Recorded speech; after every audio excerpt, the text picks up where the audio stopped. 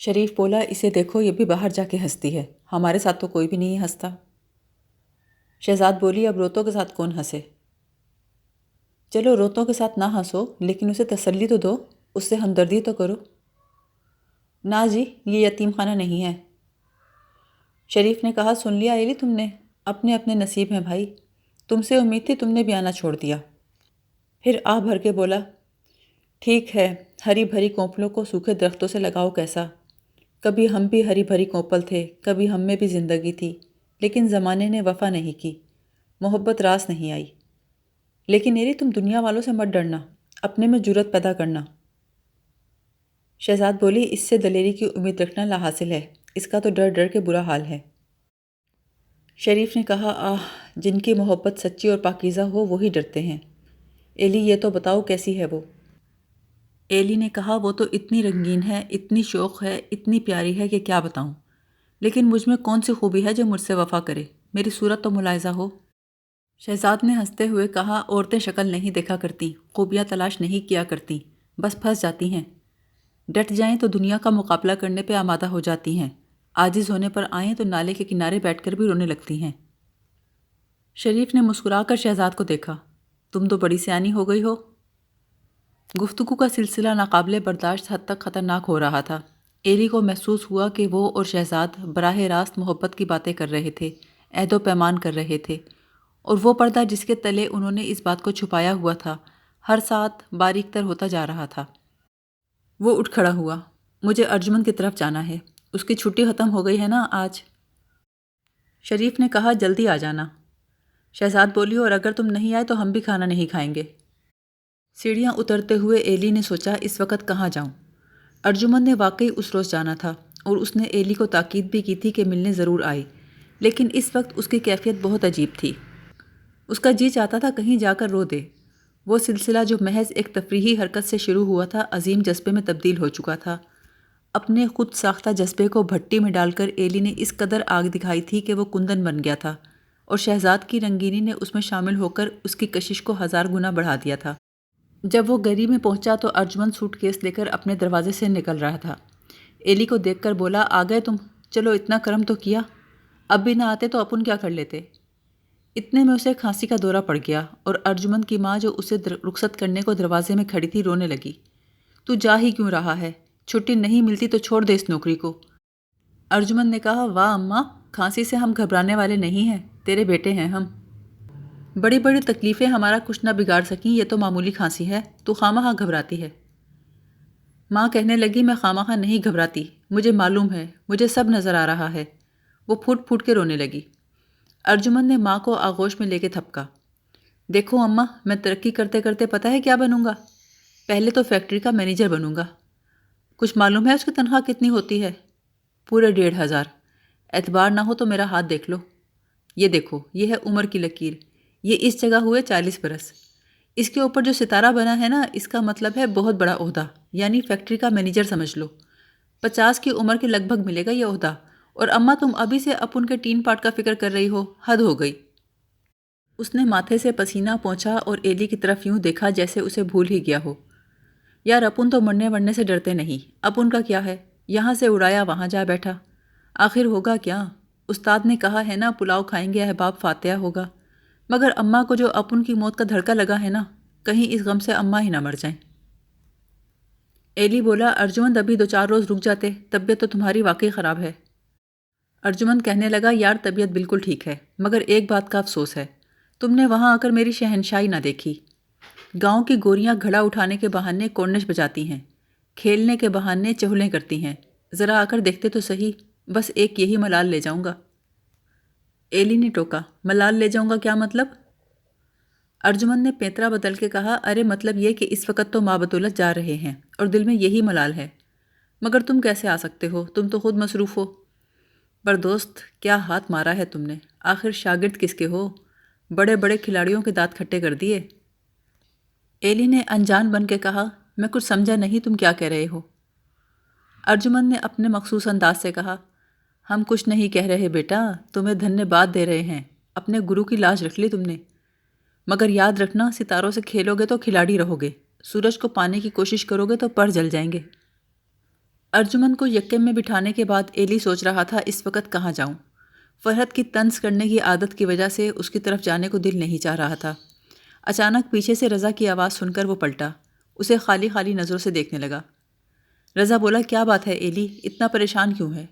دیکھ، جب تک میرے دم میں دم ہے نا، چاہے کسی سے محبت لگا، اگر کوئی تیری طرف نظر بھر کے دیکھے تو بس مجھے بتا دیو۔ لیکن یار میرے سامنے تسلیم تو کر لے، اتنا تو بتاؤ اسے رام کیسے کیا تو نے؟ اسے ہی نہیں، ساتھ اس کے مالک کو بھی پچھاڑ دیا۔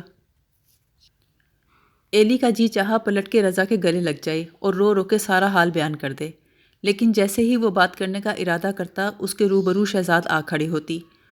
وہ رضا کے پاس کھڑا یہی سوچ رہا تھا کہ کیا کہوں کیا نہ کہوں، کہ اتنے میں محلے کی ایک بڑھیا نے شور مچا دیا، اے ہاجرہ، فرحت، ارے کہاں گئی سب؟ ارے سنو، علی احمد آیا ہے۔ ارے ایلی تو یہاں کھڑا ہے، جا کے اپنے باپ کو لا اسٹیشن سے۔ ایلی اپنی جگہ کھڑے کا کھڑا رہ گیا، وہ علی احمد کو تو قطعی بھول چکا تھا۔ اتنے میں جانو کھڑکی سے چلائی، اماں برکتیں، کون آیا ہے؟ آئے ہے اپنا علی احمد ہے، اور کون ہے؟ ساتھ میں ایک اور بھی ہے۔ چھتی گلی سے کوئی عورت بولی، اس کے ساتھ تو ہمیشہ ہی کوئی نہ کوئی ہوتی ہے، نہ جانے کہاں سے اٹھا لاتا ہے گلی سڑی۔ دوسری عورت بولی، آئے ہے اپنی طرف سے تو بیچارہ نئی نویلی لاتا ہے، پر کیا کریں، اس کے نصیب میں پرانی ہی لکھی ہیں۔ اماں حاجاں بولی، پر اب کی بار تو حد کر دی اس نے، اس بار جسے لایا ہے نا اس کی گود میں بچہ بھی ہے۔ لو کر لو بات، آج تک بچے والی نہیں آئی تھی، اب یہ بھی دیکھ لو۔ ارے اماں، وہ کشمیر کا سیب 1 سال نہ چل سکا، یہ بچے والی کیا چلے گی بیچاری؟ ابھی اماں حاجہ نے جواب نہیں دیا تھا کہ علی احمد سینہ تانے چوگان میں داخل ہوئے۔ اماں حاجہ نے کہا، علی احمد مبارک ہو، سنا ہے اب کی بار نہیں لایا ہے تو؟ علی احمد کسی ہیرو کی طرح مسکرا رہے تھے، جیسے کسی شہزادی کو دیو کے چنگل سے چھڑا کے لائے ہوں۔ اماں، کون کہتا ہے نہیں ہے، ہم تو پرانی کے پجاری ہیں، وہ کہتے ہیں نا نیا 9 دن پرانا 100 دن، اور دیکھو اکیلا آتا تو کیا تم یوں سواگت کے لیے کھڑی ہوتی؟ اماں حاجاں بولی، اے لڑکے، تو کیا ہمیں پتہ دینے کے لیے لاتا ہے؟ وہ کہکہا لگا کر بولے، اور تو کیا اپنے لیے لاتا ہوں، تم بھی کتنی بھولی ہو اماں، اپنا شوق تو مدت سے ختم ہو چکا، اب تو محض محلے کی تعداد بڑھانے کو لاتا ہوں۔ تو کیا اسی لیے بچے والی لایا ہے؟ اتنے میں راجو برقع اوڑے چوگان میں داخل ہوئی، گود میں 2 سال کا بچہ تھا۔ اماں برکتیں نے کہا، اے علی احمد، تجھے کوئی لڑکی نہیں ملتی کیا؟ کاٹ کباڑ ہی اکٹھا کیا تو نے تو۔ علی احمد نے ہنس کر کہا، اماں، ایسی لانے میں بھلا میرا کیا فائدہ کہ جسے دیکھ کر لوگوں کی آنکھیں چکا چوند ہو جائیں؟ چوگان کہکہوں سے گونجنے لگا اور علی احمد ایک فاتح کی حیثیت سے گھر کی جانب چل پڑے۔ اماں برکتیں نے راجو سے کہا، اے لڑکی، ہم سے کیا پردہ، برقع تو اٹھا۔ کوئی عورت بولی، اے بیبی، بتا تو کون ہے تو؟ کھڑکی سے جانو نے کہا، شاید ڈرتی ہے ہماری نظر نہ لگ جائے۔ راجو کسی کو جواب دیے بغیر چلتی گئی، اس کے پیچھے پیچھے تانگے والا ہاتھ میں سامان اٹھائے آ رہا تھا، اور اس کے پیچھے شمیم ایک بچی کی انگلی تھامے دوسری کو گود میں اٹھائے چل رہی تھی۔ شمیم کا چہرہ غصے سے سرخ ہوا تھا، بھویں تنی ہوئی تھی، اس نے محلے والیوں کو دیکھتے ہی پیٹنا شروع کر دیا۔ اماں برکتیں، میرے تو نصیب پھوٹ گئے، میں تو اپنے ہی گھر میں دلالہ بن گئی۔ اماں برکتیں نے اس کے سر پہ ہاتھ پھیرا، اے تم کیوں بنو دلالہ، تم تو اللہ کے فضل سے سحروں سے بھی آئی ہوئی ہو، ان فصلی بٹیروں کا کیا ہے، یہ تو آتی جاتی رہتی ہیں۔ شمیم بولی، نا اماں، اس کھیت میں بس بٹیرے ہی پلتے ہیں۔ اے بیٹی، یہ دور بھی گزر جائے گا۔ پر اماں، اپنا دور نہیں آئے گا، میری بات لکھ لو، یہاں صرف سوکنے ہی آئیں گی۔ کھڑکی میں سے شہزاد بولی، اب تو ایلی پر بھی سوکن آ گئی اماں، یہ ننھا ایلی جو ہے گود میں۔ اماں حاجہ نے کہا، نہ بہن نہ، جو مرتبہ ایلی کا ہے وہ کسی اور کا نہیں ہو سکتا۔ اماں برکتیں بولی، ایلی کے مرتبے کی کیا بات کرتی ہو، ابھی تو لڑکے نے ابتدا کی ہے، گل تو بڑا ہو کے کھلائے گا، کیوں شہزاد، ٹھیک کہتی ہوں نا میں؟ شہزاد بولی، اماں تم کہتی ہو تو ٹھیک ہی کہتی ہوں گی، تم سے بڑھ کے کس کو تجربہ ہے ایسی باتوں کا؟ یہ سن کر چوگان میں کہکہے گونجنے لگے۔ ایک عورت نے کہا، اماں تو نہ نمٹ سکے گی اس سے۔ اماں بولی، اس سے کون نمٹے، اس کی زبان تو کینچی کی طرح چلتی ہے۔ ایک عورت نے کہا، پر دل کی بری نہیں، محبت سے ملتی ہے، بڑی خاطر مدارت کرتی ہے ہر ایک کی، بس یہی ایک اللہ مارا شوق ہے۔ دوسری بولی، محلے والے بھی تو جینے نہیں دیتے، رائی کا پہاڑ بنا دیتے ہیں۔ محلے والیوں کی گفتگو سن کر ایلی کو غصہ آ رہا تھا، وہ کسی موقع پر شہزاد کے خلاف بات کرنے سے چوکتی نہیں تھی۔ شہزاد کے گھر جو کوئی جاتا وہ اس کی حد سے بڑھ کر عزت اور خاطر مدارت کرتی، سب کو کسی نہ کسی بہانے گھر بلاتی، کوئی بات نہ بھی ہوتی تو جھوٹ موٹ کا مشورہ لینے کے لیے۔ اماں ذرا یہ بتانا سویاں کیسی پکی ہیں، مجھ سے نہ جانے کیوں نقص رہ جاتا ہے۔ حالانکہ وہ پکانے کی بے حد ماہر تھی، لیکن محلے والیوں کو اپنے سے لگا کے رکھنے کے لیے ایسے جتن کرتی تھی۔ اس میں شک نہیں کہ شہزاد میں ایک بانکپن اور شوخی تھی، لیکن اتنی سی بات نے محلے والوں کو اس سے اس قدر بدظن کر دیا تھا، اس قدر بدنامی دے دی تھی جس کی وہ مستحق نہیں تھی۔ ایلی نے محسوس کیا اس میں ساری غلطی میری ہے۔ اپنے احساس جرم کی شدت سے چھٹکارا پانے کے لیے وہ چوبارے کی زینہ چڑھ گیا۔ اسے دیکھ کے شریف بولا، دیکھو تو ایلی، علی احمد کو کوئی نہیں پوچھتا، چاہے محلے میں جتنے جلوس نکالے، جسے چاہے لے آئے، ہمیں تو ظالموں نے کچھ بھی نہ کرنے دیا۔ شہزاد کھڑکی سے پلٹ کر بولی، جس میں جرت ہو اسے کوئی کچھ نہیں کہتا۔ کیوں ایلی، ٹھیک کہتی ہوں نا؟ ایلی نے کہا، مجھے کیا معلوم۔ شہزاد نے کہا، اگر نہیں معلوم تو تمہارا حشر بھی ان جیسا ہوگا۔ شریف بولا، اب کسے لایا ہے علی احمد؟ میرا خیال ہے راجو ہے۔ راجو کون؟ شہزاد بولی، نام سے پتہ نہیں چل رہا کیا؟ شریف نے کہا، تمہاری نگاہ میں تو کوئی جچتی ہی نہیں سوائے اپنے۔ شہزاد نے کہا، تو جھوٹ کیا ہے اس میں؟ میری برابری کون کر سکتا ہے؟ اس محلے میں سارا کاٹ کباڑ ہے سوائے میرے، کیوں ایلی؟ ایلی نے محسوس کیا کہ شریف کی موجودگی میں شہزاد کا التفات کچھ زیادہ ہی نمایاں ہو رہا تھا۔ وہ بات بات میں اشارے دے رہی تھی۔ اس کی ایسی باتوں نے ایلی کا وہاں بیٹھنا دوبھر کر دیا۔ وہ گھبرا کے گھر چلا آیا۔ گھر میں علی احمد کہے لگا رہے تھے، دیکھو سعیدہ، راجو پہلے بھی آئی تھی، پر پہلے تو شمیم کی مہمان تھی نا، پرانی سہیلیاں ہیں دونوں۔ شمیم بولی، جان نہ پہچان، خالہ جی سلام۔ علی احمد نے شمیم کی بات انسنی کر کے کہا، بھائی پہلے تو سہیلیاں تھیں، اب تو بہنیں بن گئی ہیں۔ شمیم چلائی، خامہ خواہ کی بہن۔ علی احمد نے کہا، یہ ایسے ہی مذاق کرتی ہے راجو سے۔ میں نے کہا اگر یہ دونوں بہنیں بن ہی گئی ہیں تو چلو انہیں اکٹھا کر دوں، سو میں نے نکاح پڑھوا لیا راجو سے۔ بیشتر اس کے کہ شمیم جواب دیتی وہ ایلی کی طرف متوجہ ہو گئے۔ تم یہاں آئے ہو، امتحان سے فارغ ہو گئے کیا؟ تم نے اپنی امی کو سلام نہیں کیا؟ تم تو واقف ہو ان سے۔ پھر سعیدہ سے بولے، ان کی بڑی دوستی ہے ایک دوسرے سے۔ ہم امبالہ میں تھے تو ایلی ان کے گھر جایا کرتا تھا۔ ایلی، شیرو کو نہیں دیکھا تم نے؟ آؤ تمہیں شیرو سے ملائیں۔ راجو، لانا ذرا شیرو کو بھائی۔ لو بھائی ایلی، اسے چوگان میں سیر کرا کے لاؤ۔ ایلی کو چپ کھڑے دیکھ کر وہ رشیدہ حمیدہ کو بلانے لگے۔ بھائی ایلی تو شرماتا ہے، کبھی چھوٹا بچہ اٹھایا نہیں نا، تم لے جاؤ اسے۔ اتنے میں محلے والیاں آ گئیں۔ ایک بولی، دکھا تو صحیح کیا لایا ہے اب کی بار۔ دوسری بولی، ارے یہ تو وہی راجو ہے، میں سمجھی پہلے کشمیر کا سیب لایا تھا، اب کی دفعہ کلو کا لایا ہوگا۔ تیسری بولی، پر یہ دلہن چھپی ہوئی کیوں بیٹھی ہے؟ شہزاد بولی، دلہنیں تو چھپی ہوئی ہی اچھی لگتی ہیں، لیکن یہ تو ہم سے بھی شرما رہی ہے۔ علی احمد کہنے لگے، شرمائے گی کیوں نہیں، تمہارے مقابلے کی ہو تو میدان میں آئے نا۔ سنا ہے تیرا سوجھ بوجھ والا شریف بھی آیا ہوا ہے، باہر کیوں نہیں نکلتا وہ؟ لیکن وہ بھی سچا ہے، بھائی گھر میں دھن دولت کے انبار لگے ہوں تو باہر نکلنے کا فائدہ؟ یہ ماحول دیکھ کر ایلی چپ چاپ چگان میں اتر گیا۔ رضا ابھی تک وہیں کھڑا تھا۔ بولا، بابو، مفت کا بھائی ہاتھ لگا ہے، سیدھے ہاتھ سے مٹھائی کھلا دے ورنہ۔ ایلی نے جھنجھلا کر کہا، میری بےزتی نہ کر رضا۔ رضا نے کہا، اچھا چل میرے ساتھ، اماں نے مکئی کی میٹھی روٹی پکائی ہے آج۔ رضا کے گھر پہنچ کر دونوں ایک طرف جا بیٹھے۔ رضا نے بات شروع کی، دیکھ بھائی ایلی، پہلے تو اور ارجمند کپ کیپ کے چکر میں لگے رہے، ہم بھی دور سے تماشا دیکھتے رہے، پھر تو امرتسر والی کے عشق میں گھلتا رہا، لیکن تو نے آ کر ہم سے بات کی۔ ہم سے کہے گا تو ہم ٹوکیں گے تھوڑی، الٹا تیری مدد ہی کریں گے۔ تو کہتا تو ہم اٹھا کے بھی لے آتے تیری تسلیم کو، زیادہ سے زیادہ کیا ہوتا، 2 سال کی سزا ہوتی نا، جھیل لیتے، تو مزے کرتا۔ لیکن یار جس معاملے میں تو اب پھنسا ہے نا، یہ ہمیں پسند نہیں۔ اول تو وہ بچوں والی ہے، دوسرے اس کا میاں تیرا دوست ہے۔ چل ہم پھر بھی مان لیں، بشرطے کہ تو اپنے منہ سے کہے کہ میں دل کے ہاتھوں مجبور ہو گیا ہوں، ایسے چالاکی نہیں چلے گی۔ ایلی نے بناوٹے غصے سے کہا، رضا کیا بک رہے ہو؟ رضا بولا، تمہیں اچھی طرح معلوم ہے کون بک رہا ہے، سارے محلے میں یہی بات ہو رہی ہے کہ تم سارا دن آدھی آدھی رات اس کے گھر میں گھسے رہتے ہو، تمہارے لیے وہاں کھانے پکتے ہیں، مٹھائیاں منگائی جاتی ہیں، ایلی لوگ اندھے نہیں ہیں۔ رضا تم اچھے دوست ہو، کیا تمہیں مجھ پر یقین نہیں ہے؟ ایلی، ایمان سے میرا دل گواہی دیتا ہے کہ تم مجھ سے کچھ چھپا رہا ہے، دیکھ مجھ سے کچھ نہ چھپا، جو بات بھی ہے بتا دے۔ رضا، میں نے تم سے کبھی جھوٹ نہیں بولا، میں تم سے جھوٹ بول ہی نہیں سکتا۔ یہ سن کر رضا کے انداز سے درشتی یکدم ختم ہو گئی۔ کہنے لگا دیکھ ایلی میں تیرا دوست ہوں، مجھے بتا تو کیا چاہتا ہے، روپیہ چاہیے تو مجھ سے لے لے، کسی کی دشمنی ہے تو بلا خوف کہہ دے، کسی سے محبت ہو گئی ہے تو بھی بتا دے۔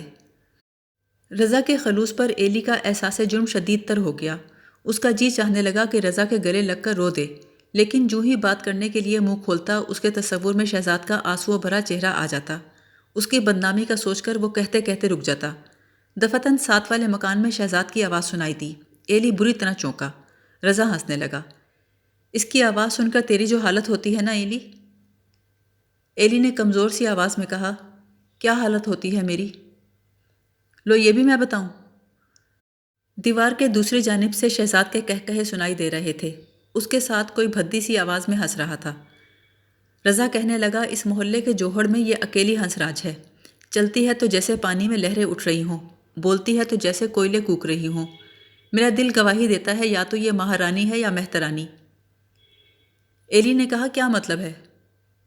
مطلب یہ ہے ایلی یا تو یہ بہت ہی اونچی چیز ہے یا بہت ہی نیچ، ہر دوسرے تیسرے روز یہاں آتی ہے، غفور اور ظفر کے ساتھ ہنسی مذاق کرتی ہے، ذرا نہیں جھجکتی، یا تو یہ بہت بڑے دل کی ہے یا بہت ہی چلاک ہے، اللہ کرے مہارانی ثابت ہو، لیکن خیر تمہیں کیا، تم مجھ سے تو جھوٹ بولتے ہی نہیں۔ شہزاد کہہ رہی تھی، لو غفور ان کا کیا ہے، وہ تو کبوتر کی طرح آنکھیں موندے پڑے رہتے ہیں، کہیں آتے جاتے کب ہیں وہ، ان کا تو چھٹی پہ آنا نہ آنا برابر ہے۔ رضا بولا سن لیا بھائی، وہ گدھ کہاں اس لائق تھا کہ اسے یہ موڑنی مل جائے، لیکن خیر تمہیں کیا، تم مجھ سے تو جھوٹ بولتے ہی نہیں۔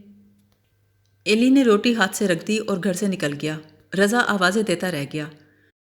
رضا کی بات ایلی کے دل میں کانٹے کی طرح چبھ رہی تھی، شہزاد کے کہے اس کے شکوک و شبہات کو ہوا دے رہے تھے۔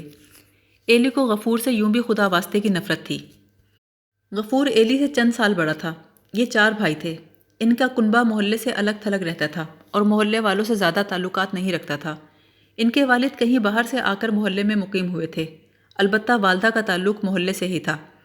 ایلی کو شہزاد کا غفور سے ملنا پسند نہیں تھا، لیکن شریف کی سگی ہمشیرہ غفور کے بڑے بھائی سے بیاہی ہوئی تھی، ان لوگوں کا شریف سے اتنا قریبی تعلق تھا کہ شہزاد کو وہاں جانے سے روکنا ناممکن تھا۔ اس وقت شہزاد کو ان سے بے تکلفانہ باتیں کرتے دیکھ کر ایلی کو محسوس ہوا کہ شہزاد کی باتوں میں اس وقت بھی وہی دو دھاری مفہوم ہے جیسا ایلی سے باتیں کرتے وقت ہوتا تھا۔ یہی سوچتا سوچتا وہ ڈیوڑی میں پہنچ گیا، زینے پہ چڑھا تو شریف نے آواز دے لی، ایلی ادھر آؤ، کیا بات ہے، کس سوچ میں گم ہو؟ پہلے میں نے آواز دی تو تم نے سنی ہی نہیں، پھر زور سے پکارا، آؤ اندر آؤ، شہزاد کے سامنے تو تم ہچکچاتے ہو، اب بتاؤ تسلیم کبھی ملی بھی ہے تم سے کہ نہیں؟ ایلی کو سمجھ نہ آیا کہ کیا کہے، تسلیم سے تو اس کا دور کا واسطہ بھی نہیں تھا۔ اس نے بنا کے جواب دیا، ملاقات میں کیا رکھا ہے، مطلب تو جذبے سے ہے نا؟ شریف کا چہرہ مسرت سے جگمگا اٹھا، بالکل ایلی بالکل، اگر جذبے میں خلوص ہے تو بیڑا پار ہے، لیکن یہ بتاؤ اس کے عزیزوں کو علم ہے یا نہیں؟ ایلی نے کہا معلوم نہیں، میں نے تو ابھی کسی سے بات ہی نہیں کی، آپ دیکھ رہے ہیں ابا کو تو ابھی تک اپنے چاؤ سے ہی فرصت نہیں ہے۔ شریف ہنستے ہوئے بولا، علی احمد کو نظر نہیں آتا کہ بیٹا جوان ہو رہا ہے، وہ تو ابھی تک خود کو ہی جوان سمجھ رہا ہے۔ شہزاد چوبارے میں داخل ہوتے ہوئے بولی، ایلی تو یہاں بیٹھا ہے، میں نے سارا محلہ چھان مارا۔ شریف کہنے لگا، دیکھ لے ہم نے بیٹھے بیٹھے تلاش کر لیا، کچے دھاگے سے بندھا چلا آیا۔ شہزاد نے آپ بھر کے کہا، ہمیں تو یہ کچا دھاگا نصیب نہ ہوا، جس کے ساتھ سنجوگ ملے وہ پہلے ہی کسی اور کے تھے۔ شریف نے تڑپ کے کہا، ایسے تو نہ کہو۔ شہزاد چمک کر بولی، کیوں غلط کہہ رہی ہوں کیا؟ میاں ہے کہ اپنی دھن میں ہے، ایلی ہے کہ اپنی دھن میں، اور میں بغیر کسی دھن کے کوے کی طرح یہاں سے اڑایا وہاں جا بیٹھی۔ ایلی بولا، اب پنچھیوں کو بھی کوے بننے کا شوق چرایا۔ شہزاد نے کہا، پنچھی؟ ہاں کبھی پنچھی بھی تھے۔ شریف کہنے لگا، پتہ نہیں تم کیا کہہ رہی ہو، مجھے تو سمجھ نہیں آ رہا۔ شہزاد نے کہا، سمجھ میں نہ ہی آئے تو بہتر ہے، یوں بھی خیالوں کی دنیا میں رہنے والوں کو سمجھنے کی کیا ضرورت؟ یہ سن کر شریف آہ بھر کے خاموش ہو گیا۔ ایلی کو شریف پہ ترس آنے لگا، شہزاد کی باتیں اور اس کے اشارے اسے یقین دلانے لگے کہ وہ اس کے ساتھ کھیل نہیں کھیل رہی، لیکن جیسے ہی اس کے غفور کے ساتھ ہنسی اور کہے یاد آتے اس پر دیوانگی سی طاری ہو جاتی۔ ایسے ہی دن پہ دن گزرتے گئے، یہاں تک کہ ایلی کا نتیجہ نکل آیا اور وہ ایف اے میں پاس ہو گیا۔ رزلٹ کی خبر سن کر علی احمد نے اسے 3rd ایئر میں داخلے کے لیے لاہور بھیجنے کا فیصلہ کیا، ساتھ ہی لمبا چوڑا لیکچر بھی دیا۔ جب وہ اسے لڑکوں کے ساتھ رہنے کے سب داؤ اور گر بتا چکے تو ایلی کہنے لگا، ابا جان آپ مجھے اسلامیہ کالج میں داخل نہ کرائیں، وہاں کا ماحول ایسا ہے میں اطمینان سے نہیں رہ سکوں گا۔ اگر آپ چاہتے ہیں کہ میں پچھلی طرح کی طرح بے ضابطگی کو نہ اپناؤں تو مجھ سے گورنمنٹ کالج یا مشن کالج میں داخل کرا دیجیے۔ وہ کہنے لگے، بھئی ہمیں کیا اعتراض ہو سکتا ہے، ہمارا مقصد تو تمہاری تعلیم ہے۔ اس کے بعد 2-3 لڑکوں کو ادھر ادھر بھیجا کہ وہ تینوں کالجوں کے پراسپیکٹس لے آئیں۔ پراسپیکٹس مہیا ہونے کے بعد رجسٹر کھول کر چارپائی پہ بیٹھ گئے۔ سارا دن کالجوں کی فیسیں، اخراجات جوڑتے رہے، رقموں کو اکٹھا کرتے رہے۔ آخرکار بولے، کل تم لاہور جا کر اسلامیہ کالج میں داخل ہو جاؤ۔ ایلی نے کہا، لیکن آپ نے تو مجھے کہا تھا دوسرے کالج میں داخل کرائیں گے۔ وہ بولے، بھائی یہ کیسے ممکن ہے؟ سعیدہ ذرا ادھر تو آنا 1 منٹ کے لیے۔ بھائی یہ بتاؤ کیا یہ ممکن ہے ہم ایلی کو مشن کالج میں بھیج دیں؟ جب اپنا اسلامی کالج موجود ہے تو عیسائیوں کے کالج میں کیسے بھیج دیں؟